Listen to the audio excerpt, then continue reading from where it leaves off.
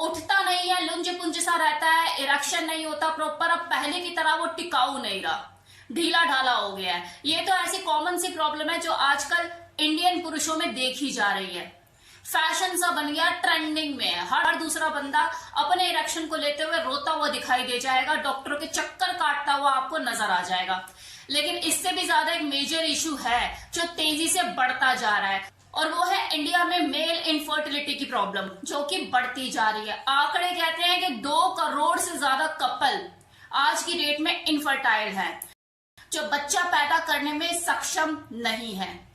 और रिसर्चर का तो यहां तक कहना है कि अगर इस चीज को कंट्रोल नहीं किया गया और ये बढ़ता रहा बिल्कुल ऐसे ही, तो वो दिन दूर नहीं जब पूरे वर्ल्ड में इंडिया इनफर्टिलिटी कैपिटल बन सकता है।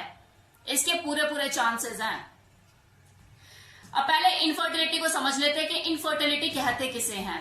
अब एक आदमी के सीमन में एवरेज स्पर्म 15 मिलियन स्पर्म पर ml या उससे कम हो जाता है, तो उस आदमी को इनफर्टाइल कंसिडर कर दिया जाता है कि ये आदमी बच्चा पैदा नहीं कर सकता।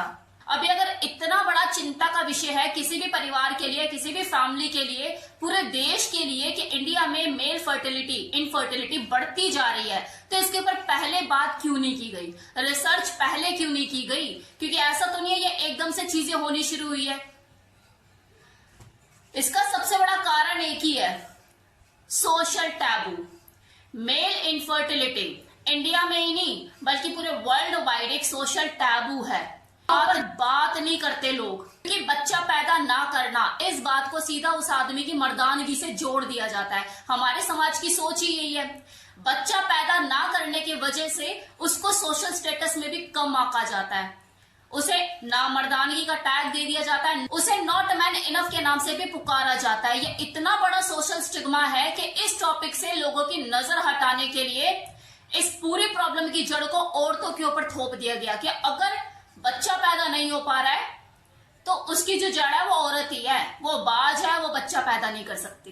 एग्जाम्पल भरे पड़े हैं हमारे समाज में। आप भी अगर अपने चारों ओर नजर उठाकर देखोगे तो आपको ऐसा कोई शादीशुदा जोड़ा देखने को मिल जाएगा कि 4 साल से उनको बच्चा नहीं है, 5 साल हो गए हैं, और जो उसकी बीवी है उसे रोज जिलालत भरे ताने सुनने पड़ते हैं कि हाँ इसी में ही कमी है, इसी में ही कमी है। उस आदमी को दिखाकर कोई राजी नहीं है कि भैया उसका भी तो कोई इलाज करा ले, चेकअप करा ले। वो आदमी अपना खुद भी टेस्ट करा के राजी नहीं है। और ये जो प्रॉब्लम है ये इंडिया की ही नहीं, पूरे वर्ल्ड वाइड प्रॉब्लम है। बाहर के देशों में भी यही हाल है। लेकिन रिसेंटली एक बहुत बड़ी खबर सामने आई है। रिसर्चर से पता चला है कि इंडिया के टोटल इनफर्टिलिटी केसेस में 50% केसेस का कारण मेल इनफर्टाइल पार्टनर है, ना कि फीमेल। कुछ लोगों को इस बात की भी कंफ्यूजन होती है, वो इनफर्टिलिटी और इम्पोटेंस दोनों को ही एक ही समझ रहे होते हैं, जबकि इनफर्टिलिटी और इम्पोटेंस ये दोनों चीजें अलग अलग हैं। इम्पोटेंस का मतलब होता है इरेक्टाइल डिसफंक्शन, कि किसी आदमी को इरेक्शन से रिलेटेड प्रॉब्लम है, उसके पीनस में इरेक्शन प्रॉपर नहीं हो पाता और वो सेक्स करने में इनकैपेबल है। इनफर्टिलिटी का मतलब होता है कि किसी मेल को इरेक्शन रिलेटेड कोई प्रॉब्लम नहीं है, लेकिन वो हेल्दी स्पर्म प्रोड्यूस नहीं कर सकता। अब कोई मेल हेल्दी स्पर्म प्रोड्यूस क्यों नहीं कर पा रहा है, इसके पीछे कोई एक कारण जिम्मेवार नहीं है, अलग अलग कारण हो सकते हैं। जैसे गलत खान पीन, गलत लाइफस्टाइल, बचपन में की गई कुछ नादानियां, कुछ गलतियां, एक्सेसिव मैस्टरबेशन, टेंशन, तनाव, स्ट्रेस, और भी बहुत सी चीजें। इसके अलावा एक और फैक्टर है जो कि जिम्मेवार हो सकता है। आदमी का बेस्ट फर्टाइल पीरियड 22 से 25 साल के बीच होता है, तो ऐसा माना जाता है कि 35 साल से पहले बच्चा पैदा कर लेना चाहिए। उसके बाद जो फर्टिलिटी होती है वो डिक्रीज होने लगती है, तो ये भी एक कारण हो सकता है। लेकिन इन सभी मौजूदा कारणों के अलावा एक और भी कारण है जो कि जिम्मेवार है इंडियन मेल को इनफर्टाइल बनाने में, और वो क्या है? गैजेट्स। और वो रेडिएशन की वजह से नहीं है, बल्कि उनसे निकलती हुई हीट की वजह से है। मेल बॉडी में जो टेस्टिकल की व्यवस्था की गई है, कुदरती जो सिस्टम प्लान करके भेजा गया है, वो यही है कि जो टेस्टिकल है वो बॉडी से थोड़ा सा हटकर होते हैं, सटे नहीं होते, चिपके नहीं होते, ताकि बॉडी का जो टेम्परेचर है उससे वो थोड़ा ठंडे ही रहे। बॉडी के टेम्परेचर से टेस्टिकल का टेम्परेचर 2-3 डिग्री सेल्सियस ठंडा ही होता है, और ये आइडियल टेम्परेचर होता है स्पर्म प्रोड्यूस करने के लिए, क्योंकि जो टेस्टिकल है वो स्पर्म प्रोडक्शन की फैक्ट्री है। लेकिन ये जो गैजेट्स होते हैं उससे निकलने वाली हीट टेस्टिकल के टेम्परेचर को वापस गर्म कर देती है, जिसके वजह से स्पर्म का प्रोडक्शन पॉज हो जाता है, रुक जाता है।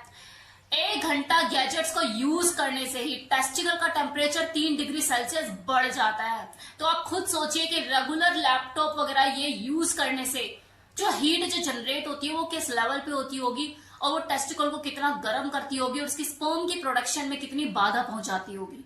तो एक मेजर इशू है जो आज की डेट में बना हुआ है, जिसकी वजह से इनफर्टिलिटी जो रेट है इंडियन पुरुषों में बढ़ता जा रहा है। इसके अलावा स्मोकिंग भी एक कारण हो सकता है, और अगर बात धुएं की है तो जो बढ़ता हुआ पोल्यूशन है मेट्रो सिटीज में, ये भी एक कारण हो सकता है।